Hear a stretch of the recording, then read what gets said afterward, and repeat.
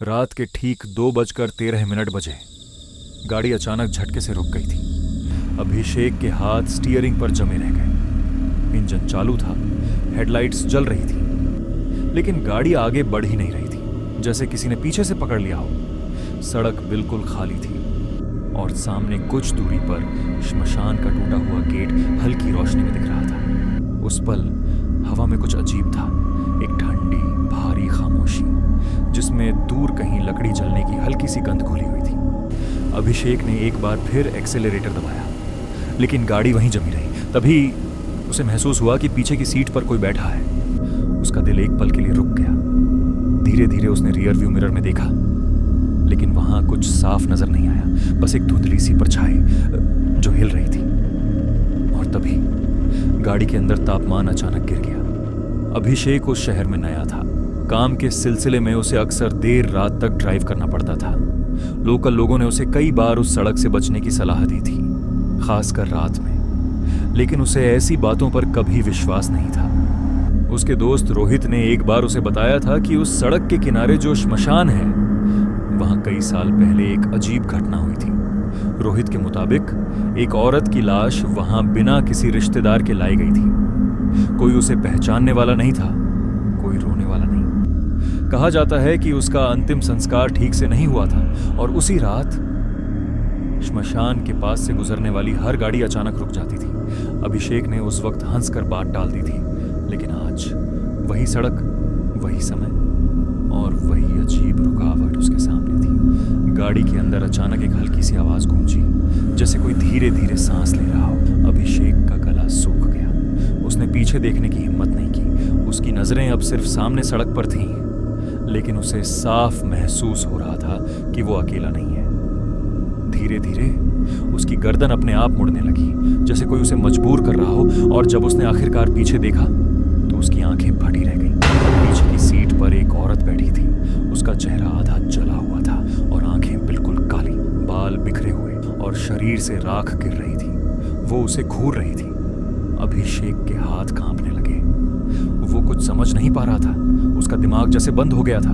तभी गाड़ी का रेडियो अपने आप चालू हो गया। स्टैटिक आवाज के बीच एक धीमी सी फुसफुसाहट सुनाई दी, जैसे कोई कह रहा हो, मुझे घर ले चलो। अभिषेक का दिल तेजी से धड़कने लगा। उसने तुरंत दरवाजा खोलने की कोशिश की, लेकिन लॉक जाम हो चुका था। गाड़ी अब पूरी तरह से बंद हो गई थी। हेडलाइट्स बुझ गई और अंधेरे में सिर्फ उस औरत की आंखें चमक रही थी। कुछ सेकंड के लिए सब कुछ बिल्कुल शांत हो गया। फिर अचानक गाड़ी अपने आप चालू हो गई। इंजन गरजने लगा और स्टीयरिंग अपने आप घूमने लगा। अभिषेक ने कंट्रोल करने की कोशिश की, लेकिन गाड़ी उसकी नहीं रही थी। वो धीरे धीरे मुड़कर श्मशान के अंदर जाने लगी। उसके हाथ स्टीयरिंग पर थे, लेकिन कंट्रोल किसी और के पास था। श्मशान के अंदर घुसते ही हवा और भी ठंडी हो गई। चारों तरफ अधजली लकड़ियों की गंध और राख उड़ती हुई नजर आ रही थी। गाड़ी खुद ब खुद एक पुराने टूटे हुए चबूतरे के सामने जाकर रुक गई। वही जगह जहां शायद सालों पहले उस औरत का अधूरा अंतिम संस्कार हुआ था। अभिषेक की सांसें तेज हो चुकी थी। उसने धीरे धीरे पीछे देखा, लेकिन इस बार सीट खाली थी।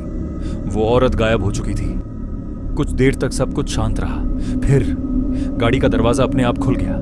अभिषेक बिना सोचे समझे बाहर उतर गया, जैसे कोई उसे बुला रहा हो। उसके कदम अपने आप उस चबूतरे की ओर बढ़ने लगे और जैसे ही वो करीब पहुंचा, उसने देखा राख के बीच एक आधा जला हुआ हाथ बाहर निकला हुआ था।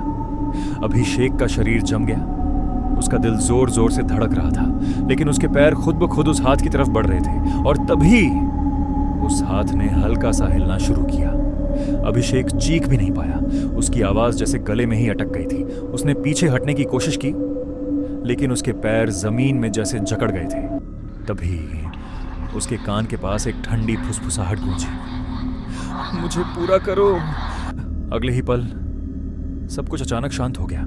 हवा रुक गई, आवाजें खत्म हो गईं और फिर अभिषेक की आंखों के सामने अंधेरा छा गया। सुबह उस सड़क पर एक गाड़ी खड़ी मिली। इंजन बंद था, दरवाजे खुले हुए थे, लेकिन अंदर कोई नहीं था। अभिषेक कहीं नहीं मिला। कुछ दिनों बाद उसी सड़क पर एक और गाड़ी रात के समय अचानक रुक गई। ड्राइवर ने बार बार गाड़ी स्टार्ट करने की कोशिश की, लेकिन वो आगे नहीं बढ़ी। तभी उसे महसूस हुआ कि पीछे की सीट पर कोई बैठा है। धीरे धीरे उसने रियर व्यू मिरर में देखा। इस बार वहां एक नहीं, दो परछाइयां थी। एक उसी जली हुई औरत की और दूसरी अभिषेक की। कहा जाता है उस सड़क पर हर गाड़ी इसलिए रुक जाती है क्योंकि श्मशान के उस अधूरे चबूतरे पर अब भी कुछ अधूरा है, और हर रात वो अधूरापन एक नई सवारी ढूंढता है।